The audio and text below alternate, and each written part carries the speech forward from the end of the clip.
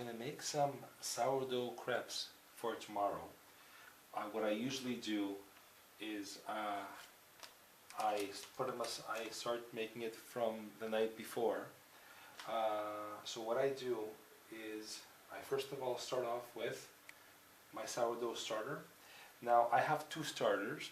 One, there'll be a video on it how to make a sourdough starter for your bread or for your buns. But I also have a sourdough starter. It's a separate starter, that's why it's not very full, for my pancakes or crepes. Once your sourdough starter is ready, what you could do is just kind of put aside into another glass jar and start adding softer flour which very often you use in cakes or cookies. I buy this flour from places that make cakes essentially. So what I do is that this is for one crepe, I will put, this is 60 milliliters, this little measuring spoon I should say, and I put approximately 1.5 of sourdough starter. What I will also do is I will put some milk,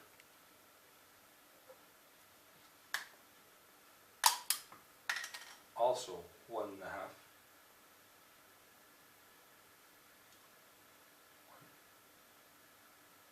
and 1/2.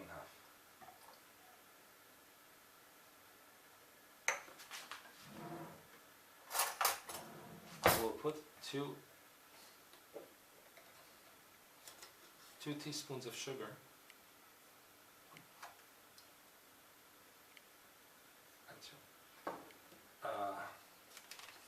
a very small amount of baking powder. You know, this is optional, you don't have to do it, especially if you're doing it overnight. If you do it in the morning, perhaps you could, give it an hour and you put this in and leave it for an hour to rest. I do this anyway, however, it's not obligatory if you were to leave it overnight, because this again will allow the yeast to develop overnight and it will be very, very soft and very fluffy. And so what I do now is I put another, this is 60 ml, so I will approximately put 1.5, one,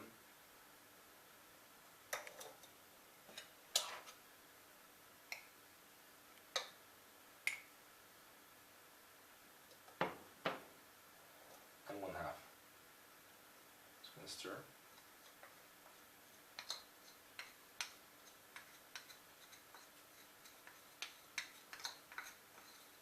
Okay.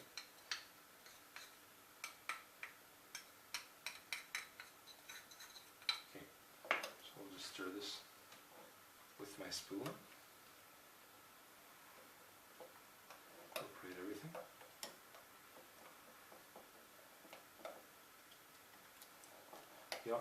You don't need to use an egg beater right now, because you're going to just let it rest overnight. And this is all there is to it. In the morning I will add, so it's fairly liquid already. Mind you, it's a crepe, so I want it to be even more liquid. So what I'm going to do tomorrow is I'm going to add 1 egg. And because I like cinnamon, that's a personal choice, I will also add some cinnamon, and it will be ready to go. For sure, this will also have some bubbles. The yeast will be left to develop, and it will be a fantastic, fantastic crepe. But the rest tomorrow. Good morning, everyone.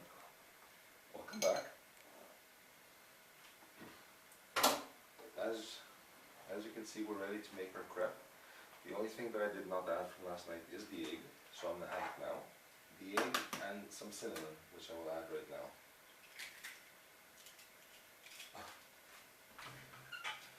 Our crepe batter has actually quite a few bubbles also, which means that our starter has worked overnight. I'm going to turn the element on for it to preheat.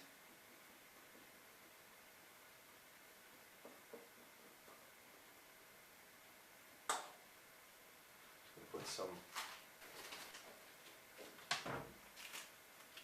cinnamon that I very much enjoy.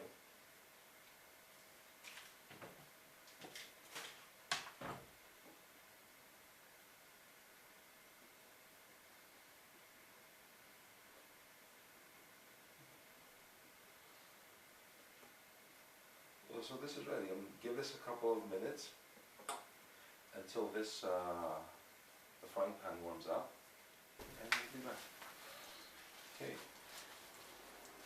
The classical trick: you wait until the butter melts and maybe it starts to get a little golden brown, and then just kind of start smoothing the butter out, disseminating it as evenly as possible to as much of as the frying pan as possible. Okay, so this is okay. So I'm only going to make one crepe. If I were to make more crepes, I would have kept the melted butter. So now what I'm going to do is add my crepe. However, I'm going to put my frying pan aside. I want it to be hot. I need it to be hot initially. When the crepes enter the frying pan. And now what I do, just going to change this. What I do is I just kind of move it around. And because the frying pan is already warm, it starts to cook the crepe. So I'm just going to give it some turns.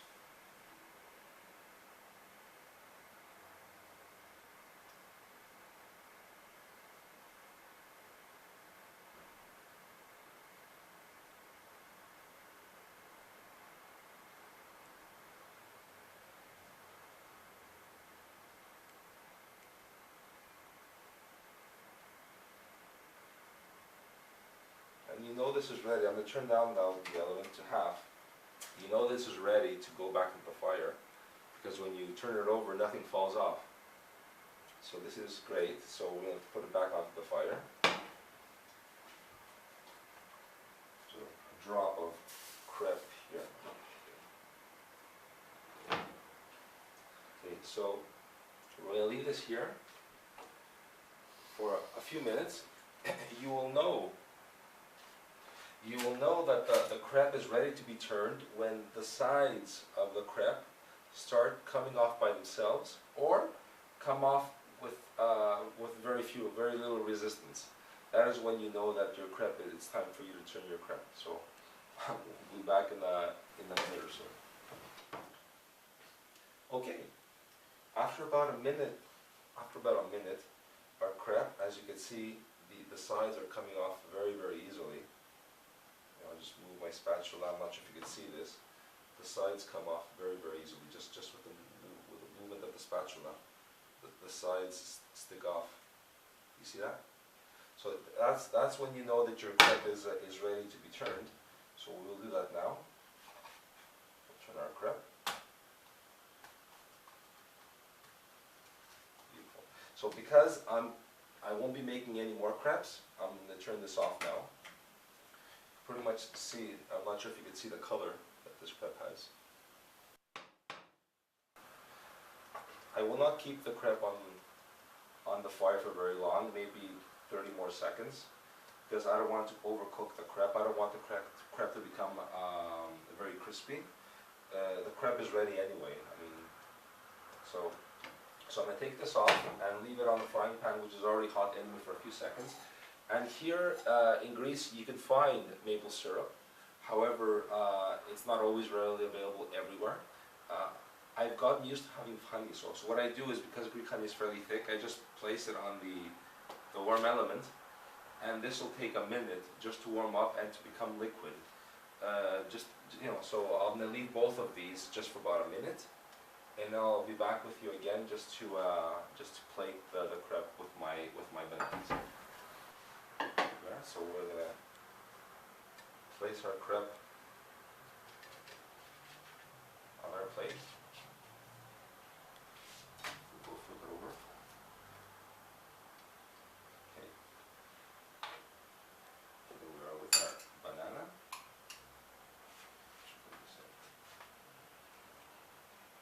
finely chopped bananas.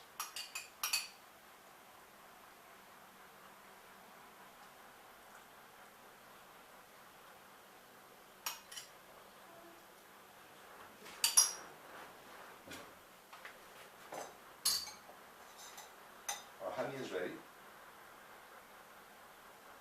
Comes out very liquidy.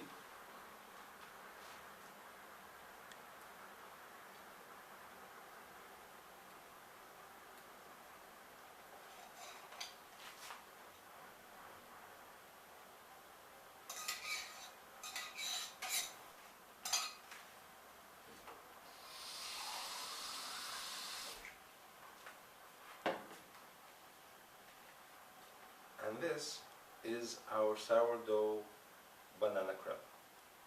I hope this looks good to you. Kaliorixin.